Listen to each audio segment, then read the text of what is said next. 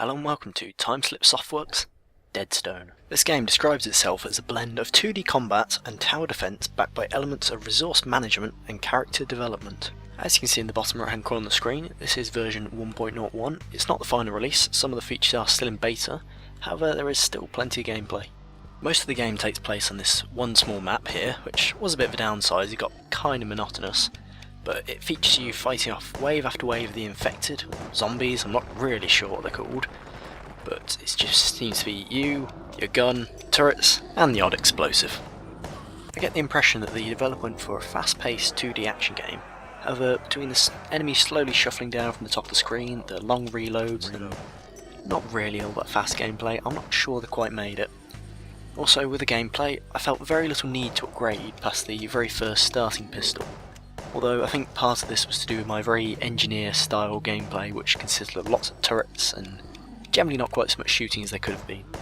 One of my favourite features about this game was the very well-developed and really rather intriguing storyline. It felt like it had a lot of work that had been put into it, and I've got to honestly say it was one of the first storylines in probably quite a long time I didn't just completely skip all the way through.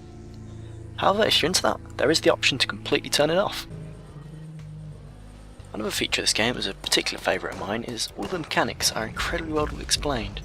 I never felt lost at any one point, despite there being some rather complicated mechanics, such as this sandstorm here, completely explained. I'm also on the subject of the sandstorm. All the visual effects in this game are really quite impressive. For a 2D game, it does limit itself to how much you can do, however, all the dust effects and especially the night missions, they looked pretty spectacular. The game contains multiple enemy types, such as the shuffling, slow-moving zombies or infected, which you've already seen, to the faster-moving dogs, and even some which wielded their own guns and could buff other ones. And I felt this was a very good feature of the game, because it introduced enough enemy types to keep things interesting, but not too many to overwhelm the player. In fact, I felt at some points the introduction of enemies was almost a little bit too slow, and for many, especially the first few waves of the game, I felt like I was just continually battling wave after wave of shuffling, slow-moving, boring default enemies. I feel that I've already covered the weak points of the game, although they can be summarised with the game being a bit repetitive and slow to start. However, it does do some things to alleviate this, such as the mission you can see now, which is a rescue rather than the standard tower defence attack, and it takes place in a smaller area, but it's overall not all that different other than zombies can come from all directions and you have someone else to protect. But it does go some of the way along with the night missions to make things a little bit less repetitive. One of the things that I did very much like about this game was the slow feeling of progression and slowly building up your defences until you practically felt like you could take on the entire of Mars and all the zombies that it contained. I feel the upgrade system is very important to this idea of slowly building up a character and improving them over time, and in that regard the game was very well done. One thing that I really liked was the free-flowing placing down of buildings, allowing you to place them wherever you want and generally customise your defence to be exactly as you wanted it to be. For example, you can see here two fast-firing turrets, with one slightly slower but much longer range turret behind it, and the idea was the faster turrets kill anything that got close, and the longer range turret would kill things further away before they got close. And the longer range turret has lower health, so obviously it made sense to put a couple of mines in front of it and put it a bit back and protect it.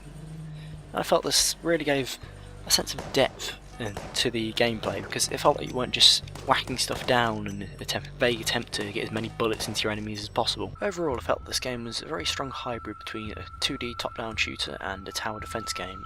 And while it didn't really bring anything new to either genre, everything it does has been done before, what it does bring is very solid gameplay and really quite a lot of fun. And as I've said before, the story definitely is one of the better ones I've seen. It's got backstory for just about everything, and everything's nicely explained. If there were any weak points, then it was definitely that the game was a bit slow and repetitive in places, but I've been told by the developer that it's something that he's working on, and hopefully it will be improved. So I think all that's left is, would I recommend it? Well, put it this way, after I finish this, I'm probably going to go and play it a little bit more. So if you're interested in this game, or generally in top-down shooters and tower defense games, the game is currently 15% off on Desora. I believe that's until the end of this week. I'll put the links in the description. And also it's running the gauntlet of Steam Greenlight, so hopefully it can get enough votes to get put on Steam. So this has been my thoughts and opinions on timeslip softworks Deadstone. Please let me know what you thought of it, leave a like if you did, and subscribe if you want to see more. Anyway, Thanks for watching.